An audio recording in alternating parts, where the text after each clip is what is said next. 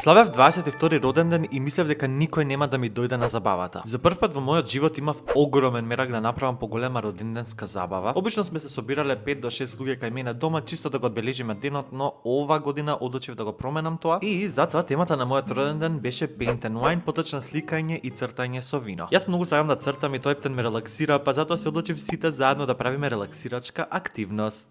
За сето ова да го реализирам, изнајмив просторија која што имав целосна слобода да ја декорирам како сакам. Најпрво дувавме балони и не сте свесни колку е тешко да го правиш тоа додека носиш протези. Иако малку се помачив, на крај излегоа супер. Алеле луѓе, а храната кога пристигна мирисаше врвно. Веднаш после тоа ги спремивме платната, боите и останатите декорации. Многу интересно нешто што имавме испринтано беа овие карти кои наликуваа на гребки и на секој од тие полиња кои што требаше да се изгребат се криеше предизвик кој што гостинот требаше да го направи заедно со мене. Инаку морам да ти го покажам мојот аутфит за вечерта. Значи онака малку класично, но исто така фраерско. Мислам прв пат се облекам вака, искрено сметам дека добро ми стои. Од кога спремивме се, полека почна да доаѓаат гостите. Јас буквално очекував, никој да ми дојде. Искрено мислев дека само неколку мина ќе дојдат. Ајде, не никој, ама неколку мина ќе дојдат, но на крај се изненадив затоа што цел простор беше полн. И тоа со мои луѓе, мои блиски. Сите уживаа, си слика, цртеа, пија вино, едноставно беа тука за мене. И тоа ме направи ептен среќен. Покрај се тоа сите учествуваа во надпревар. Секој имаше за задача да го наслика ова за Едисонце, па дури и јас се фатив за платното и за четките.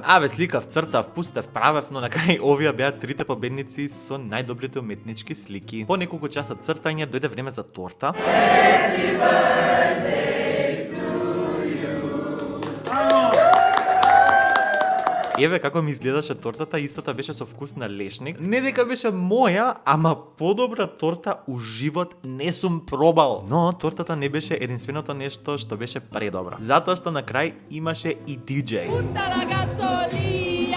Добро слушна, и диџеј. Музиката се пушти на најако, а ние танцувавме цела ноќ. Леле, не можам да опишам колку сум благодарен на сите што дојдоа и ми го направија овој ден специјален. Многу ве сакам и фала ви на сите за роденденските честитки.